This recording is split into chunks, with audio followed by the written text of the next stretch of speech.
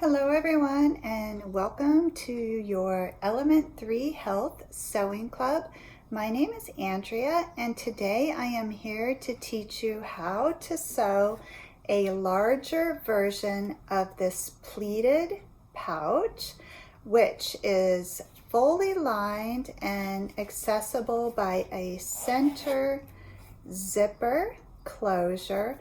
I'm going to include the measurements for the larger pouch, which we're going to sew together today, as well as the smaller pouch, so that you have the option of making a set if you like. So for the one that we're going to make today, you're going to need a 7-inch zipper, and this is a non-separating zipper. I believe this is the YKK brand, and I'm using a nice gray there that coordinates beautifully with the fabric that I have selected. This is going to be the exterior of the zipper pouch, and this fabric measures 9 inches tall by 14 inches wide. And then this is what I've selected for the interior, the same measurements. For this exterior panel, you're going to need to line that with a lightweight interfacing. I selected Pellon 809. Pellon 808 will work just as well. Any comparable brand is fine. And I did use an iron-on interfacing, and so I have already attached the interfacing to the back of that. And then you're going to have 2 trim pieces which measure 3 inches by 8.5 inches. And you'll prep those trim pieces by folding those in half and pressing, and then opening those up, bringing those outer edges inward to meet on that center press line, and then folding that over one more time and pressing. And again, you're going to have 2 of those. So to begin, you will want to have a zipper foot on your machine. If you do not have a zipper foot, hopefully you can adjust your needle position. It's just much easier to install the zipper with a zipper foot on. So go ahead and install your zipper foot. If you are unsure how to do that, check your machine manual.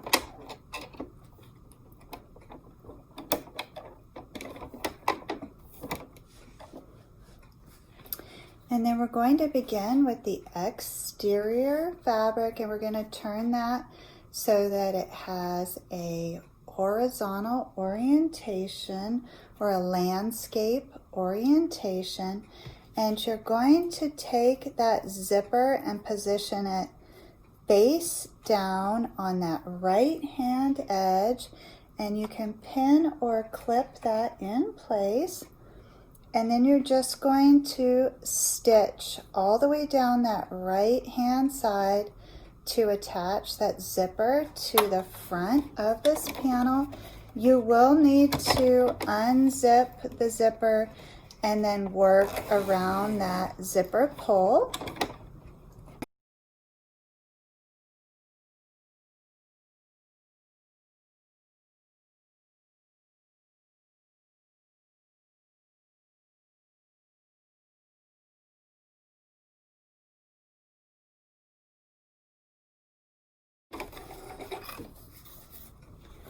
And there you can see when you fold that zipper back, the zipper is attached and that exterior facing seam is nicely finished.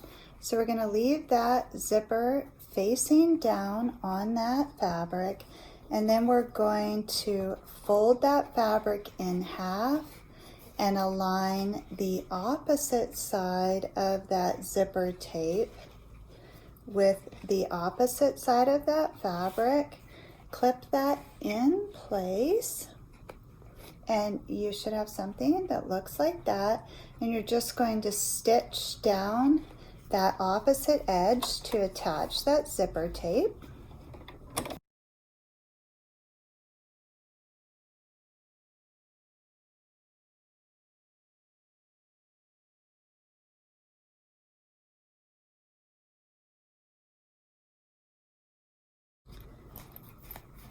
And then the zipper should be attached to both sides, and that fabric is still turned wrong sides facing out. Now you're going to take your interior lining fabric and you're going to pin that right sides facing at the top of that fabric, just like that. So I'll lift that up so you can see what it looks like. So first we're working with the top edge of that material, and so that zipper is folded down on the inside of there, and we're going to stitch across there to attach that lining. My lining does not have a right or a wrong side, so that kind of makes it foolproof. However, if yours does, you will want to have the right side of your fabric facing you. So right sides facing up for the interior lining.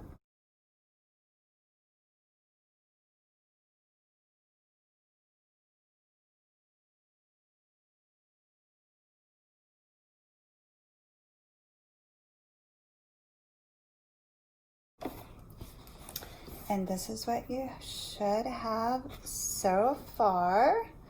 Then you're going to take the opposite unattached end of that interior and bring that up to align with the opposite edge of that zipper and clip that fabric in place.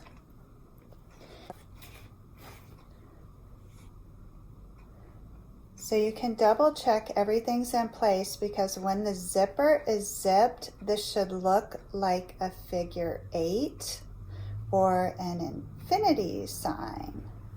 So now what you need to do is fold everything down and attach that interior edge that we just pinned to that zipper tape.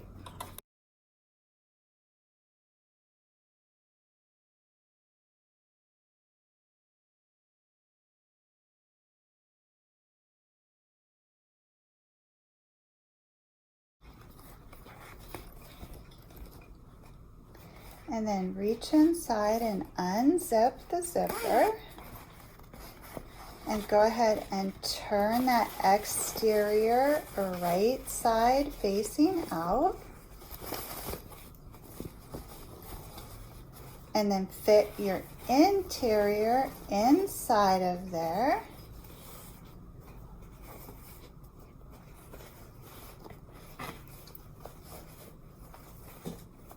I highly suggest for your first one, you select an interior fabric that does not have a right or a wrong side. So a nice Kona cotton, solid Kona cotton is perfect for that.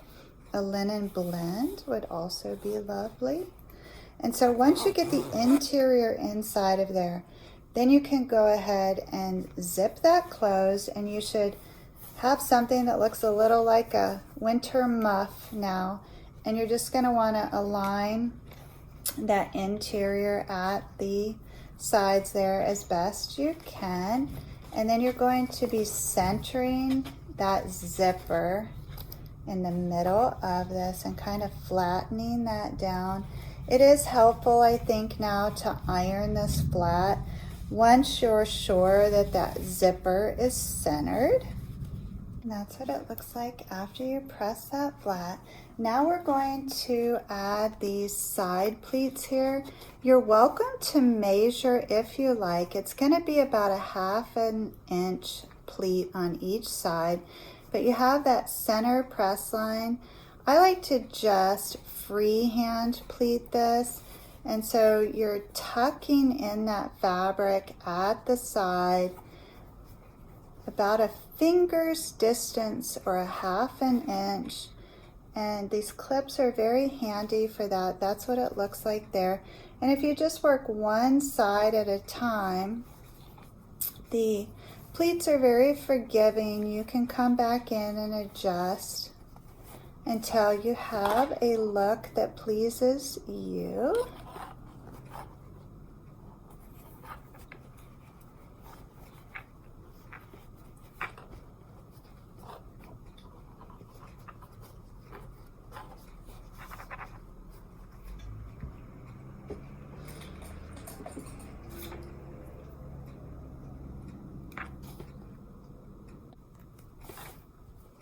And that's what it should look like. And it's those pleats that allow that pouch to poof up and expand. And so once you're happy with your pleats and they are nice and even, then go ahead and stitch across each side to secure those pleats.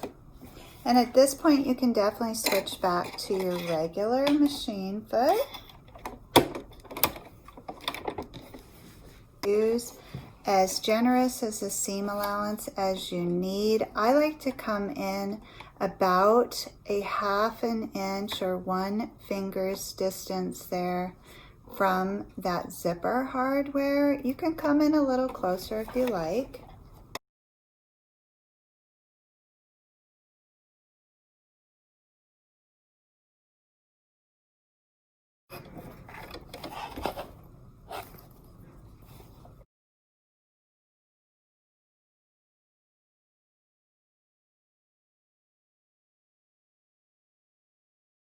And then go ahead and trim off that excess fabric about a ½ inch from that seam.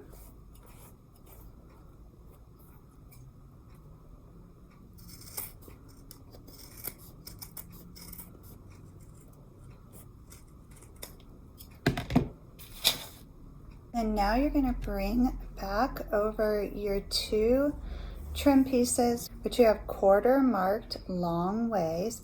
And you're going to take that right side spacing and center that on the top of each end of this pouch.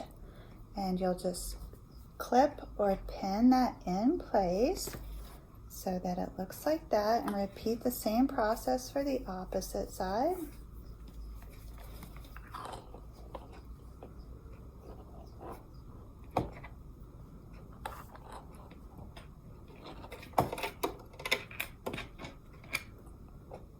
And then using 3/8 of an inch seam allowance, you're going to stitch across the top edge of that trim.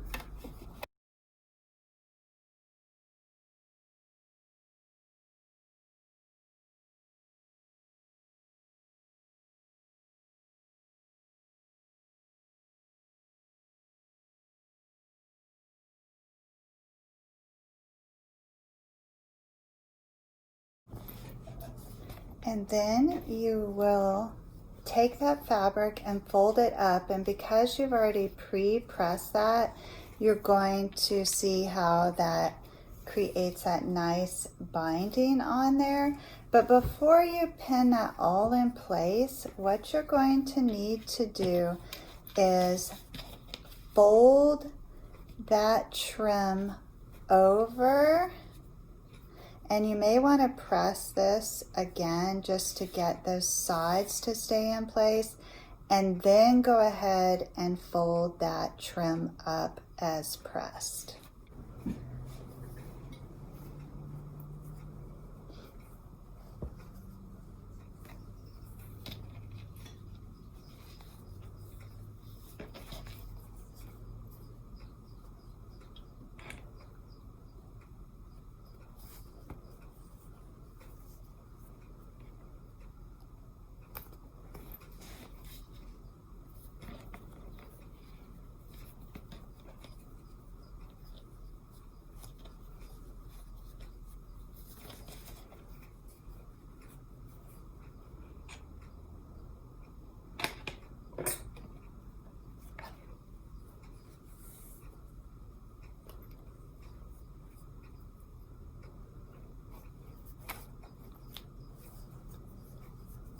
And that's what it will look like on the front, nice and finished. And then on the back side, that's where you still have that open trim.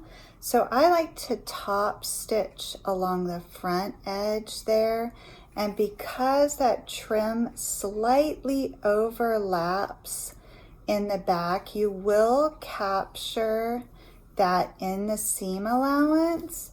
It takes a little bit of practice to get that nice and straight on the back, but it will look very nice if you top stitch from the front of that.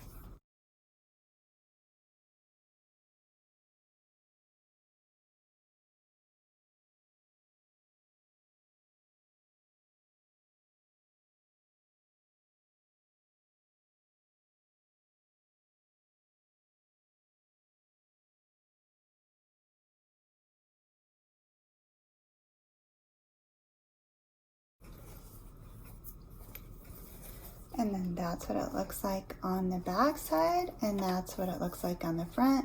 And you can come in if you like and add a second row of stitching along the back if you're not satisfied with having that much of a lip there, or you can come in along the top here and top stitch again on either side of the seam. On my first sample there, I came back in to the right of the top stitching there and added a second row of stitching. That's completely up to you. And you'll see this pouch has a lot of expansion there as a result of those pleats, and this would be fun for a variety of purposes. Finished, this measures approximately 9 inches end to end and 5 inches wide, and the smaller one measures 3 inches wide and 7 inches end to end. And you can see how these could even nest inside of each other and make an adorable set. And so I hope you enjoyed this project. I want to thank you for spending this time with me. It's always a pleasure to sew with you. And I certainly hope that you are familiarizing yourself with the schedule here at the Sewing Club. If at any point you have any questions, please reach out via email or in the comments there on the club homepage, and I will get back to you just as soon as possible. For our Wednesday poll, in which the club members can vote on the variation to this project, which I will instruct you live on this coming Thursday, I want to give you a couple of ideas for that. One, we could make a larger and or smaller version so we could have a set of 3. 2, we could add a little key clip to this, or some type of wristlet handle, so it could become a small purse or clip to the key fob or a piece of luggage. That's one possibility. I'm certainly open to your suggestions, and you're welcome to comment under the other category in the poll. And then whatever the most popular suggested variation is, again, we'll sew together live on Thursday. And then you can come back and join us live on Friday to show and tell or sew and tell your zipper pouches for this week. So until then, I hope that you all are well and so happy. See you soon.